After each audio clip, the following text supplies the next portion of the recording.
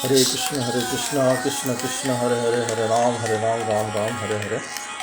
তো আজকে আমরা একটা খুব ভালো জিনিস পড়ছি। কপিল দেব, ভগবান কপিল দেব আবির্ভূত হয়েছিলেন দিব্য জ্ঞান প্রচারের জন্য।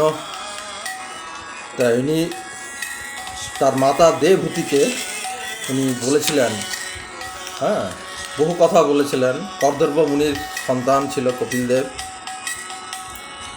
তো এই মাতা দেবহূতিকে ইনি সাংখ্য দর্শনের বিভিন্ন দিব্য জ্ঞান উনি তার মাতাকে বলেছিলেন যে এই পরমেশ্বর ভগবান শ্রীকৃষ্ণের এই যে দিব্য জ্ঞান, এই দিব্য জ্ঞান মানুষ তখনই গ্রহণ করতে পারবে সে যখন সদ্গুণে অধিষ্ঠিত হবে। বিনা সদ্গুণে অধিষ্ঠিত হয়ে গীতার জ্ঞান বা পরমেশ্বর ভগবানকে জানা যাবে না। তাই উনি বলছেন, হে মাতা, কেউ যখন সদ্গুণে অধিষ্ঠিত হয় তখন তার জ্ঞানের প্রসার হয়, এবং সে যখন রজগুণে অধিষ্ঠিত হয় তখন তার দিব্য জ্ঞানের উন্মেষ হয় না, এবং সে রজগুণের প্রভাবে জড় সুখের স্বাচ্ছন্দ্যের ভোগের প্রেরণা দেখা দেয়, এবং তমগুণের প্রভাবে সে কি হয় না, তমগুণের প্রভাবে ব্যক্তিটি কেবল পশুর মতনই জীবনযাপন করে। এবং বলছে কেবল, তারপর উনি বলছেন যে বেদের উদ্দেশ্য হচ্ছে জীবকে তম থেকে সদ্গুণে অধিষ্ঠিত করা, বেদের প্রকৃত উদ্দেশ্য। কেউ যখন সদ্গুণে অধিষ্ঠিত হন তখন তিনি আত্মতত্ত্ব ও দিব্য জ্ঞান লাভ করতে পারেন। সাধারণ মানুষ এই দিব্য জ্ঞান উপলব্ধি করতে পারে না। এই জ্ঞান লাভের জন্য গুরু শিষ্য পরম্পরার প্রয়োজন। গুরু শিষ্য পরম্পরা, এই তত্ত্বজ্ঞান পরমেশ্বর ভগবান স্বয়ং তার যথার্থ ভক্তের মধ্যে ব্যাখ্যা করতে পেরেছেন। সুতরাং গুরু শিষ্য পরম্পরা, আমার কোনো গুরু রয়েছে তার কাছ থেকে আমি কোনো জ্ঞান পেয়ে গেছি সেটা নয়। কপিল দেব তার মাকে বলছেন যে পরমেশ্বর ভগবান হচ্ছে এখানে আদিগুরু, এবং এই পরমেশ্বর ভগবান তার যথার্থ শিষ্যকে যে জ্ঞান দান করেছেন সেইটাই হচ্ছে প্রকৃত জ্ঞান বা প্রকৃত শিক্ষা। এটা কার মাধ্যমে আসে? গুরু শিষ্যের মাধ্যমে। তো এই জন্য এই শ্লোকে উনি বলছেন ভগবানের অবতরণে কপিল দেব, তো এখানে বলছেন গুরু শিষ্য পরম্পরা। তো গুরু শিষ্য পরম্পরাটা আমাদের গীতাতে ভগবান চতুর্থ অধ্যায়ে বলেছেন আদি গুরু হচ্ছেন ভগবান শ্রীকৃষ্ণ, তারপর ব্রহ্মা, তারপর নারদ মুনি, তারপর ব্যাসদেব। এইভাবে গুরু শিষ্য পরম্পরার মাধ্যমে যে জ্ঞান প্রভাবিত হয়েছে, সেই জ্ঞানের মাধ্যমে আমাদের বৈদিক মানে দিব্য জ্ঞান লাভ করতে হবে। তারপর উনি বলছেন যে সদ্গুণে অধিষ্ঠিত ব্যক্তিরাই কেবল পরম তত্ত্ব উপলব্ধি করার যোগ্যতা আছে।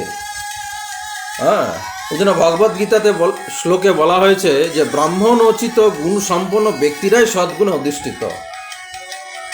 ব্রাহ্মণোচিত, যারা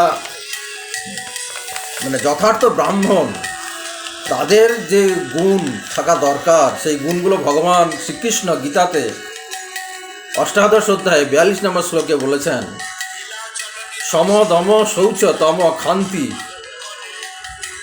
সম দম তপ শৌচ ক্ষান্তি আর্যম এবচ জ্ঞানম বিজ্ঞানম আস্তিকম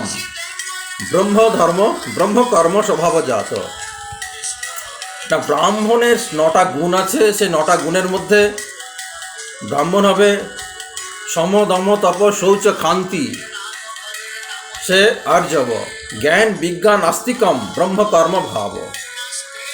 এই ব্রাহ্মণোচিত জ্ঞান যদি তার শরীরে থাকে তবে সে দিব্য জ্ঞান লাভ করতে পারবে। এবং সে দিব্য জ্ঞান লাভ করার জন্য এখানে 9টা গুণের প্রয়োজন।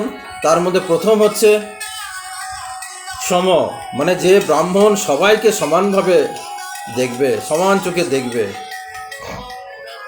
কাউকে উঁচু বা কাউকে নিচু বা সূচি মুচি ব্রাহ্মণের কাছে কিছু নয়। ব্রাহ্মণের চোখে সবাই সমান।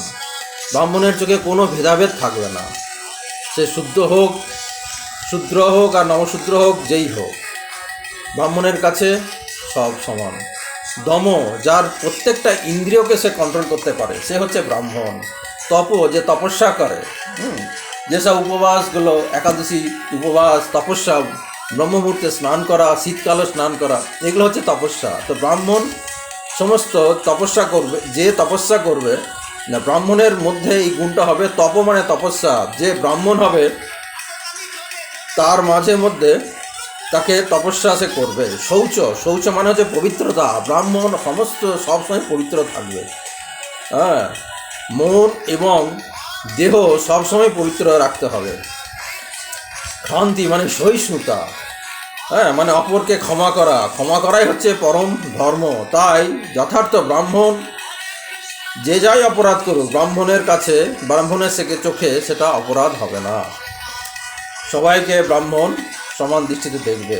আর্যমম মানে সরলতা। ব্রাহ্মণ মানেই সরলতা, শিশু সুলভ। হ্যাঁ, ব্রাহ্মণ মানেই সরলতা। সকল সময় নিজের ভেতরে শিশুর মতন সরলতা ভাব থাকবে। হ্যাঁ, জ্ঞানও মানে শাস্ত্রীয় জ্ঞান। ব্রাহ্মণ সমস্ত জ্ঞানের উপর শাস্ত্রীয় জ্ঞান থাকবে তার মধ্যে, যাকে বলে চৈতন্য জ্ঞান ভিতরের।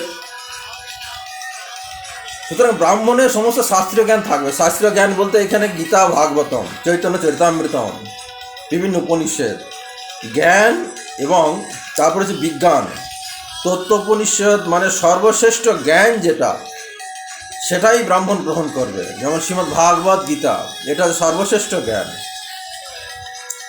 যে ব্রাহ্মণ হবে তার ভিতরে গীতা ভাগবতের জ্ঞান সম্পূর্ণরূপে থাকবে।